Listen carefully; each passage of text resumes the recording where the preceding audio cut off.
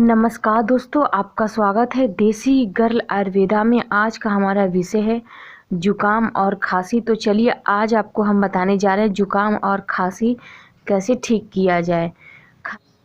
खांसी जुकाम से राहत पाने के लिए 1 गिलास गर्म दूध में 1 चम्मच हल्दी पाउडर मिलाकर पिएं। इसके साथ ही सूखी हल्दी को जलाकर उसका धुआं सूंघने से जुकाम ठीक होता है। खांसी जुकाम ठीक करने के लिए भूसी का इस्तेमाल करें। 2 गिलास पानी में 10 ग्राम गेहूं की भूसी, 5 लौंग और 2 चुटकी काला नमक डालकर तब तक उबालें जब तक पानी आधा न रह जाए। इस तैयार काढ़े को पीने से खांसी जुकाम में तुरंत लाभ मिलता है। तुलसी खांसी जुकाम के लिए किसी औषधि से कम नहीं है।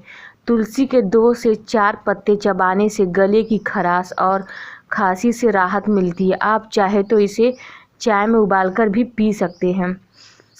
अदरक के रस शहद में मिलाकर खाने से भी खांसी दूर होती है।